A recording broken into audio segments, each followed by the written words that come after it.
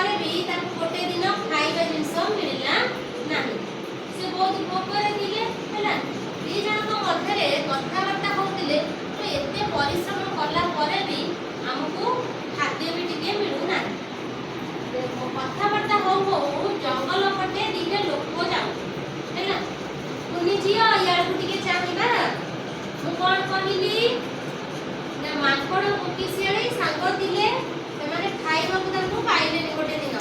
ଜଙ୍ଗଲ ବାଟ ଦେଇ ଦିଟା ଲୋକ ଯାଉଥିଲେ ଖାଦ୍ୟ ଜିନିଷ ନେଇ। ତାଙ୍କ ହାତରେ କିଛି କ୍ଷୀର ଥିଲା, କିଛି ଛେନା ଥିଲା, ଆଉ କିଛି ଆଖୁ ଥିଲା, କିଛି ପାଚିଲା କଦଳୀ ଥିଲା। ଯେମିତି ସେ ଦି ଜଣଙ୍କୁ ଦେଖିଛନ୍ତି ମାଙ୍କଡ଼ ଆଉ କୋକିଶିଆଳି, ସେ କହିଲେ ଚାଲ ଆମେ ଗୋଟେ ବୁଦ୍ଧି କରିବା।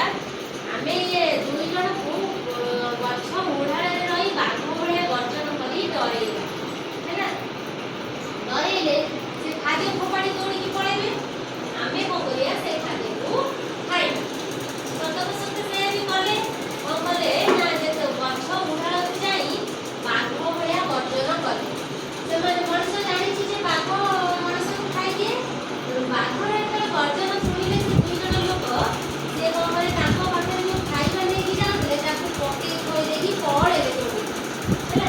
ଯେତେବେଳେ ଦୌଡ଼ି ପଳେଇଲେ ମାଙ୍କଡ଼ ଆଉ କୋକିଶିଆଳି କ'ଣ କଲେ ସେ ଖାଇବାକୁ ଆଣିଲେ। କହିଲେ ଜଙ୍ଗଲ ଭିତରକୁ ପଶିଲେ। କହିଲେ ଆମେ ଯିବା, ଆମେ ଦୁଇ ଜଣ ମିଶିକିରି ଖାଇବା। ମାଙ୍କଡ଼ ଚତୁର। ମାଙ୍କଡ଼ କ'ଣ କଲା କହିଲା ବନ୍ଧୁ ତମେ ଗୋଟେ କାମ କର, କାଳେ କିଏ ଆସିବ ମଣିଷ ନେଇକି ମୋତେ ଖାଇବାକୁ ଆମଠୁ, ମୁଁ ଉପରକୁ ପଳାଉଛି ଖାଇବା ମୋ ପାଖରେ ଥିବ, ମୁଁ ତମକୁ ଉପରୁ ତଳକୁ ପକେଇବି, ତମେ ଗୋଟା ଗୋଟା ଖାଇବ ହେଲା। ଗୋଟେ କୋକିଶିଆଳି ରାଜି ହେଇଗଲା।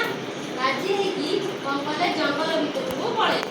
ଜଙ୍ଗଲ ଭିତରକୁ ଯାଇକିରି ଗୋଟେ ଗଛରେ ମାଙ୍କଡ଼ ଚଢ଼ିକି ଖାଇବା ଜିନିଷ ନେଇଗଲା। ନିଜେ ଯାଇକିରି ଜଙ୍ଗଲ ଆରାମରେ ଖାଇଲା। ଯେତେବେଳେ କଦଳୀ ଖାଇଲା କହିଲା ମୋତେ ପକଉନ, କଦଳୀ ଖାଇକି ଚୋପାକୁ ପାଇଲା କୋକିଶିଆଳି ସବୁ ଯାକ ଏମିତି ଖାଇଲା। ଯେମିତି କଦଳୀ ଖାଇଛି କୋକିଶିଆଳି କ'ଣ କଲା ମନ ଦୁଃଖରେ ପଳେଇଲା ସେ ଛାଡ଼ି। ମାଙ୍କଡ଼ ଗଲା ବଢ଼ିଆ ହେଲା। ସିଏ ତ ମୁଁ ଚାହୁଁଥିଲି ସବୁ ଖାଇବି ବୋଲି ସେ ତାର ଆଗୁଆ ପଳେଇଲା। ମୋତେ ସୁବିଧା ହେଲା।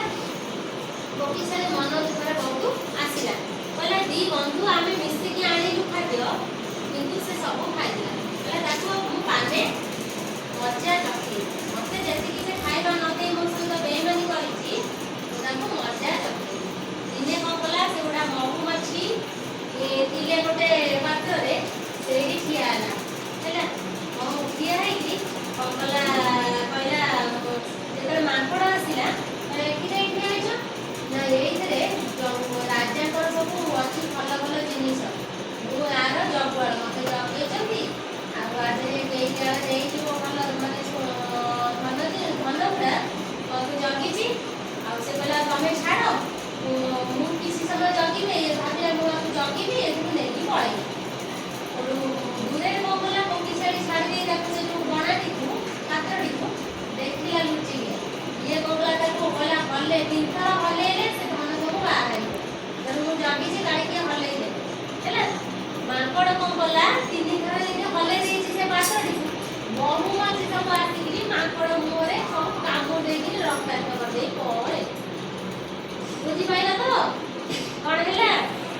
କୋକିଶିଆଳିକୁ ମାଙ୍କଡ଼ ହଇରାଣ କରିଥିବାରୁ ସେ ତାର ପ୍ରତିଶୋଧ ନେଇକିରି କ'ଣ କଲା ତାକୁ ସେ ମହୁମାଛିଙ୍କ ଦ୍ୱାରା କାମୁଡ଼ିଲା। ତେଣୁ କେବେ ଜୀବନରେ କାହାକୁ ହଇରାଣ କରିବ ନାହିଁ। ବୁଝିପାରିଲ? ଗୋଟେ ତାଳି ମାରିବା।